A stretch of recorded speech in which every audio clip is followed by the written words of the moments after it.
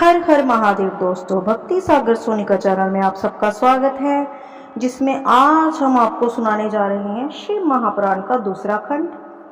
पहले हमने आपको पहला खंड सुनाया जिसमें 1 से लेकर 22 तक अध्याय थे, जिसमें बताया गया कि ब्रह्मा विष्णु महेश की उत्पत्ति कैसे हुई, कैसे इतनी देवियाँ और कैसे ये सृष्टि रची गई और कैसे भोलेनाथ ने कैलाश में जाकर वास किया। और अब हम पढ़ने जा रहे हैं शिव महापुराण का दूसरा खंड का पहला अध्याय। तो आइए कथा आरंभ करते हैं। बोलो श्री शंकर भगवान की जय। पहला अध्याय। ब्रह्मा जी बोले, हे नारद, अब मैं तुमको शिव जी के नारी चरित्र के विषय में बताता हूँ। जिस प्रकार सती ने दक्ष के घर अवतार लेकर पुनः शिव जी से विवाह किया तथा उन्होंने शिव जी के घर जो जो कार्य किए उन सब का विस्तार पूर्वक वर्णन करता हूँ। मैंने पहले 10 पुत्र उत्पन्न करके उनको उपदेश दिया कि तुम सृष्टि की रचना करो। मेरे वे पुत्र मरीचि, अत्रि, अंगिरस, पुलस्त्य, पुलह, कृत, भृग, वशिष्ठ, नारद तथा दक्ष हैं। मैंने इनको मानसी सृष्टि की रीति पर उत्पन्न किया, परंतु जब मैंने नारी स्वरूपा परम सुंदरी सरस्वती को उत्पन्न किया तो उसके मनमोहक सुंदर स्वरूप को देखकर मेरा हृदय काम के वशीभूत हो गया। उसे देखकर मेरे हृदय में भी उसके साथ मैथुन करने की इच्छा उत्पन्न हुई, क्योंकि उस समय मेरे हृदय में कामदेव प्रवेश किए हुए थे। मुझे सरस्वती के साथ मैथुन करने के लिए उद्यत देखकर मेरे सभी पुत्र हाहाकार करने लगे और वे सब मुझे उस भारी पाप से बचाने के लिए भगवान सदाशिव की स्तुति करने लगे।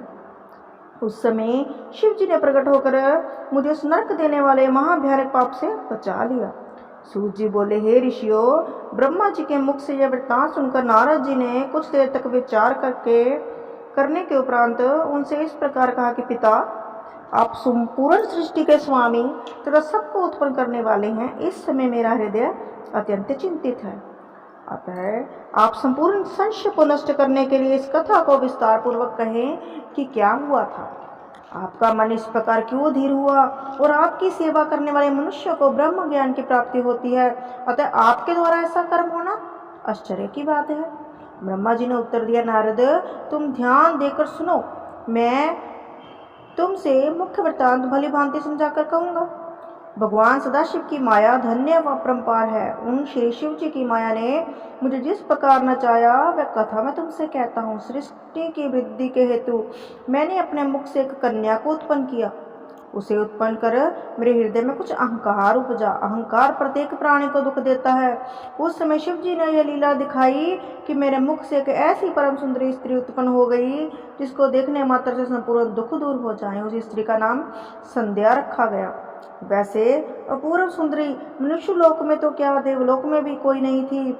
उसके नख से शिखा तक नवीन पूर्ण चंद्र के समान प्रभावशालिनी गजगामिनी तथा चंपक वर्ण गामिनी को देखकर मेरे हृदय में काम वासना जाग उठी और मैं उसके साथ रमन करने की इच्छा से अपने स्थान से उठकर खड़ा हो गया, परंतु दक्ष आदि ने उसी समय मुझे ऐसा करने से रोक दिया। तदुपरांत वह सब दक्ष आदि मेरे पुत्र स्वयं उसकी ओर आप भरी दृष्टि से देखने लगे।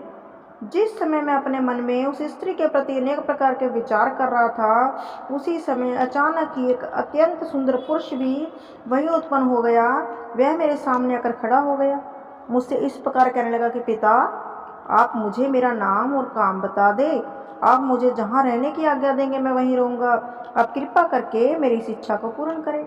हे नारद, उस पुरुष की बात सुनकर मुझे अत्यंत आश्चर्य हुआ। फिर कुछ देर विचार करने के बाद मैंने उससे कहा कि पुत्र, मेरे उत्पन्न होते ही मेरा हृदय और शरीर के सब अंग कांप उठे थे, अतः मैं तेरा नाम मनमथ रखता हूँ। इसके अतिरिक्त मनसिज, मदन आदि तेरे अनेक नाम होंगे। तो अपने इन 5 वाणों द्वारा तथा अपने सौंदर्य द्वारा सबको अपने वशीभूत कर लेगा। संपूर्ण सृष्टि का हृदय तेरे अधीन रहेगा। इस प्रकार मैंने अपने पुत्रों को बहुत से अधिकार प्रदान किए। अपने कार्य को इस प्रकार संपन्न हुआ देखकर मेरे हृदय में प्रसन्नता भर गई तथा अत्यंत अहंकार भी उत्पन्न हुआ। तत्पश्चात सिंहासन पर बैठे हुए अपने सभी पुत्रों को देखकर मुझे हर्ष हुआ। मैंने उस पुरुष को जो मनमथ नाम रखा था उसे सभी ने बहुत पसंद किया, स्वीकार किया। कामदेव का पद सबसे बड़ा तथा ऊंचा होगा। इस घटना के उपरांत जब कि हम सब लोग अपने मन में प्रसन्नता का अनुभव कर रहे थे, कामदेव ने अपने उस धनुष को सीधा किया और जिसके चढ़ते ही तीनों लोगों की बुद्धि भ्रष्ट हो जाती है, वह धनुष को चढ़ाए हुए मेरे पास आकर खड़ा हो गया। मन में यह विचार करने लगा कि मैंने उसे जो वरदान दिया है उसकी परीक्षा करके देख ली जाए। उसने मेरी पुत्री संध्या को मेरे समीप खड़े हुए देखकर मेरे ही ऊपर मोहन नाम का बाण चला दिया। तदुपरांत उसने मेरे अन्य पुत्रों को भी अपने उस बाण के द्वारा मूर्छित कर दिया। इस प्रकार हम सब उसके वशीभूत हो गए। जब उसने यह देखा कि संध्या के ऊपर उसके बाण का कोई प्रभाव नहीं पड़ा, उसे संध्या के हृदय पर ऐसा बाण मारा जिसके कारण मैं कामदेव के वश में होकर चंचल और विकृत दृष्टि से सबकी ओर देखने लगी। हम सब लोग बुद्धि भ्रष्ट हो जाने पर कारण उसे पकड़ने की इच्छा करने लगे, क्योंकि काम के वशीभूत हो जाने के कारण हमें किसी प्रकार के कुकर्म तथा पाप का विचार नहीं रहा था। बोल शंकर भगवान की जय। प्रथम अध्याय समाप्तम। तो हमने देखा किस प्रकार ब्रह्मा जी ने कामदेव को पैदा किया और वह कामदेव ही उनके पीछे लग गए। यदि आपको हमारी कथा अच्छी लगे, लाइक, सब्सक्राइब और शेयर करें। कमेंट बॉक्स में हर हर महादेव जरूर लिखें। धन्यवाद।